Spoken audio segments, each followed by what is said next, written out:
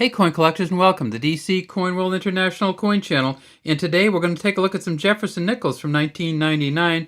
And you saw that we had a few other things. So let's kind of go through them and all the different forms it comes in. In 1999 they started out silver proof sets. So this is a silver proof set, United States Mint silver proof set. This one I'm showing you is from the year 2000, but you could have a 1999 US nickel from the silver proof set in addition to having it from the proof set, in addition to having it from the Philadelphia uncirculated set, in addition to having one from the Denver uncirculated set, and then you could just get them on your own. So let's take a look through all the different ones that they have. This is a Jefferson nickel that first came out in 1938. It's a Felix Schlag design or engraving. Right there, right above the pen. See right underneath his neck there's an F and an X. That's for Felix Schlag. It says, "In God we trust," in front of him, liberty behind him, the year here. In between liberty and the year is a star in the year 1999. And then down here we have a P for Philadelphia. And on this one over here we have a D for Denver. But the Philadelphia Mint in 1999, they made 1.2 billion of these.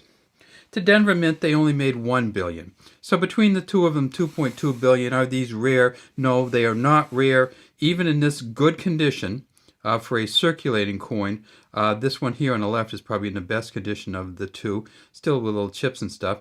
It's not going to be of any value. You almost have to have like a pure Mint State one for it to be any value. Mint State 65 are going to be worth about $3.75 to $4 for each one of these. The most important things about them are right down here, and you try to see whether you can see all the steps. This is actually a pretty good one here. What you do is you go down to the bottom and you count the steps up. 1, 2, 3, 4, 5. And then you go all the way across and see if you can see them all the way across. Well, of course, on this one you can't. You see this kind of little blur here. This is not a full steps version, and that's what you really need when you want to get up to the MS65. And they also not only do it by grade, but they also do it by steps. And that's because some of these nickels come out and they're not punched well. They may be in really, really, really good condition, but the steps just got a little dull because by the end of the die, after they use the die for a certain amount of time, the steps don't come out well. It just wears the die out. E pluribus unum at the top, Monticello here. Underneath it says Monticello, and then 5 cents. It's not a 5-cent coin, it's a 5 cents coin.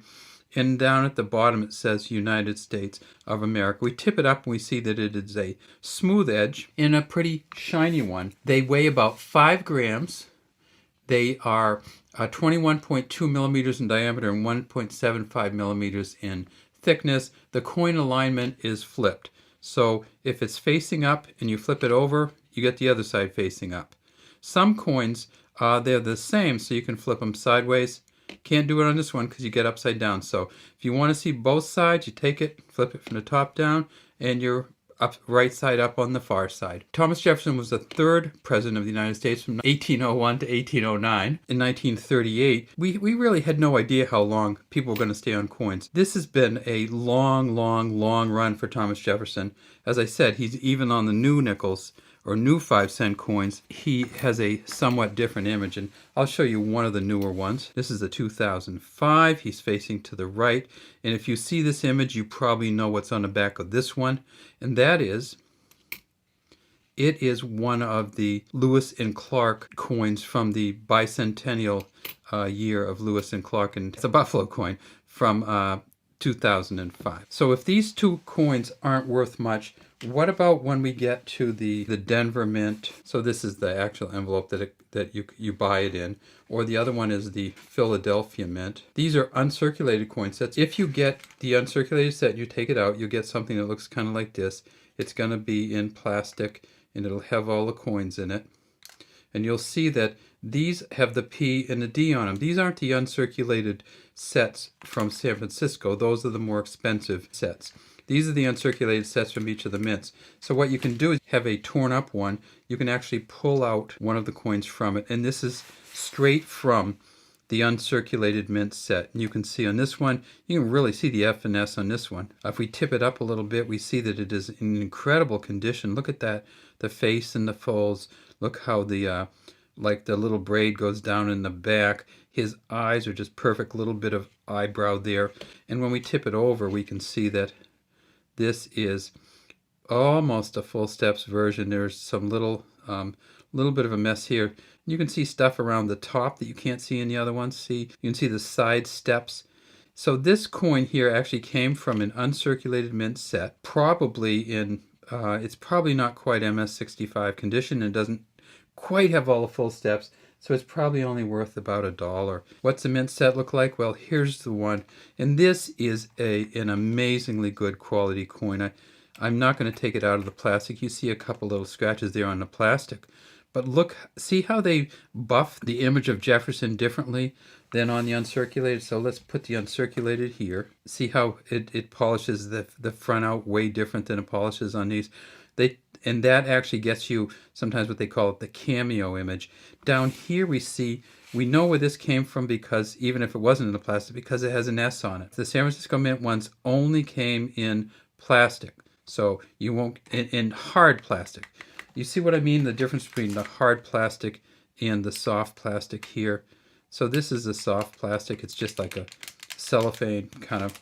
This is the hard plastic. It actually is in a case. And that's what you get the San Francisco Mint ones in. Now, so we've got Denver, Philly. We got San Francisco in the what they call the United States Mint proof set, or the blue. Because in 1999, state quarters came out also, so it'll come in a box with the state quarters in it. The silver set, it'll come out in the same, but it'll be a red and black hard plastic. And there's a yes. This is from 2000, but same kind of buffing. And this is pretty much exactly the same nickel. And why do I say that? Because the nickels aren't silver. There's nothing different about the nickels, really, that San Francisco puts in the silver proof sets. So a silver proof set, if you get United States Mint silver proof set, it's going to have a Kennedy half in silver. It's going to have an Eisenhower dime in silver. It's going to have the U.S. quarters or quarters in silver. If it has Sacagawea yet, it'll have Sacagawea $1. It'll have a U.S. penny. None of those will be in silver. So the nickel, the penny, the dollar won't be in silver in the U.S. silver mint set. Only the quarter, dime, and half dollar. All right, that's all we have today from the DC Coin World International Coin Channel. We'd love to have you subscribe to our channel, take a look at our videos, and put any comments you might have for us in the comments section.